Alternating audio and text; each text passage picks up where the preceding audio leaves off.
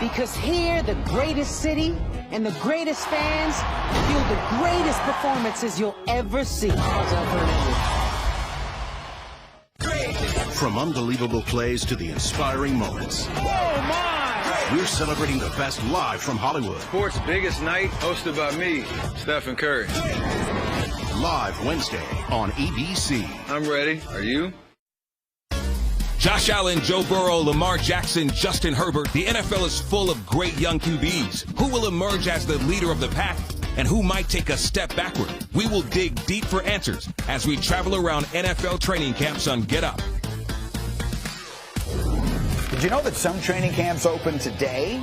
Did you know the Cowboys will open their training camp and their first practice next week?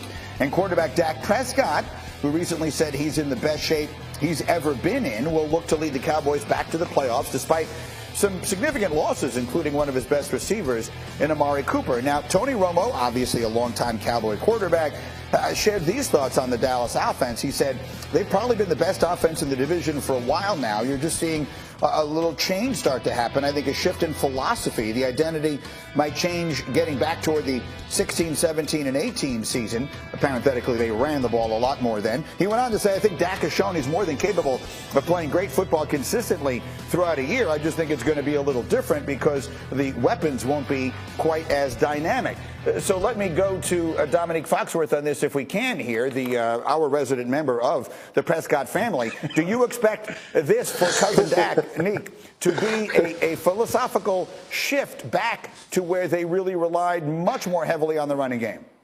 I mean, they can shift all they want philosophically, but that offensive line isn't the same offensive line. So I don't think that they're going to be able to run the ball whenever they want to, which is what it felt like back then, where even if you stack the box, they were getting to the second level and they could make plays.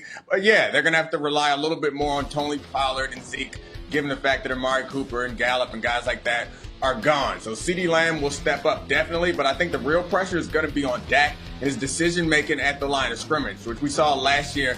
He really kind of grew up in that fashion and getting them in and out of the right place. So it's going to be really important that he's able to read these defenses pre-snap and get that team in their best play to give them an advantage. I'll take it a step farther than that, Sacho. I think this offense is going to be more about Dak Prescott than ever before, because those teams Nick is talking about not only had the great offensive line, and there were questions there, they also had Ezekiel Elliott as their running back.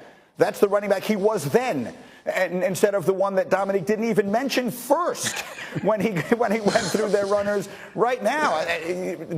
Historically, those guys don't turn back into being the guy that they were before. I think this offense, Sacho, is more about Dak than ever before.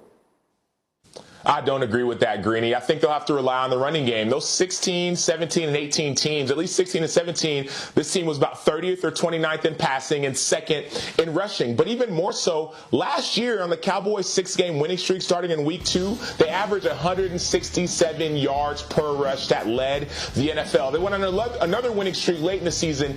Each one of those games they ran for over 100 yards. Yes, and that was even with Zeke banged up a little bit. There's talk about Zeke being healthy now. And so with Michael Gallup injured, with Cedric Wilson gone, with Amari Cooper gone, the Cowboys are going to have to rely on their running attack more if they want to be successful. And so, yes, we see Tony Romo's right, but even more so, I get the point of, like, it'll be on Dak, and he grew up last year, all these things. Well, he's just as good last year in reading defenses, if not better, as he's going to be this year. And so, if anything, he has that ability to read defenses and check you in and out of plays, but also knowing I have to run the ball because my offensive weapons on the outside aren't as dynamic. Yeah, look, I'm old enough to remember when Dak looked like the MVP of the league. It was the midway point of last season. And then he got hurt, and he was just never the same again. I think he's going to have a huge year. Darlington, go.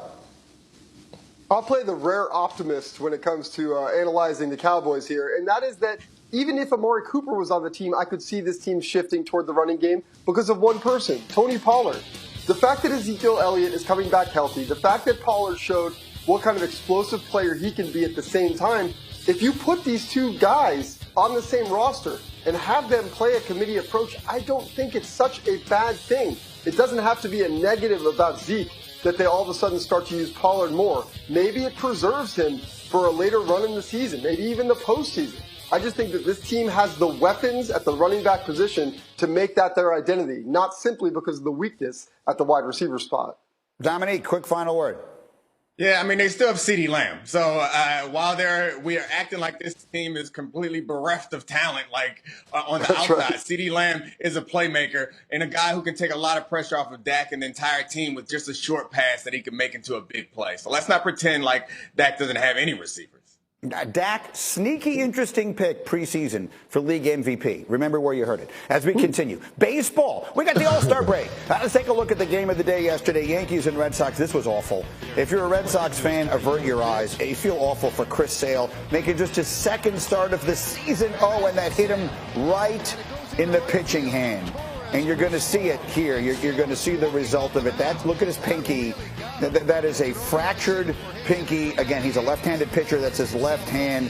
The Yankee players know it. You're going to see a bunch of them watching it on the replay there, and they all see. You all know what it is. He said afterwards he does expect to try and make it back this season, but obviously a devastating moment. Now, in the meantime, Garrett Cole starting to pitch quite well for the Yankees. Here he is in the fourth inning, getting J.D. Martinez and Alex Verdugo on back-to-back Ks. Cole would strike out 12 over 7 innings and get plenty of support from guys like that. That's Aaron Judge in the fourth inning with a base hit. He's got 70 RBIs at the break, most by any Yankee since A-Rod in 2010. And then this is Tim LaCastro taking Jake Diekman, LaCastro's second home run of the season. Yankees go into the break 64-28 as they come off a 13-2 win. And so let us bring in now from Los Angeles the man I affectionately know as Robert Stanberry Olney III here as we reach the All-Star break. Buster Olney, the Yankees playing great, although there have been some tiny little cracks that we've seen in the last couple of weeks. Give me one player you could see them adding before the trade deadline that you think might make a difference. Greeny, a player who would address some of those cracks, and that would be in the rotation. They need Luis Castillo of the Cincinnati Reds. If you're the Yankees right now, you know you're going to make the playoffs. Anybody you require is only really going to help you in the postseason this year. So if you're going to spend prospects, assets to get somebody, you want somebody who can help you this year and next year, you'd have Luis Castillo under control for next year and help you fill in what they're not necessarily getting lately from Luis Severino, who's hurt, and Jameson Taillon, who has struggled a bit as we've gone through July. All right, so that's the Yankees side of it. As far as the Red Sox, and again, the injury to Sale, that's just obviously a devastating situation. They are 3 games over 500. They're 2 games out of the wild card. How would you describe where they're sitting right now at the break? They have a desperate need to trade for pitching. To me, they're the team most under pressure to make a deal now before the deadline, because even before Chris Sale walked off the field with that crooked finger, they had a need for pitching.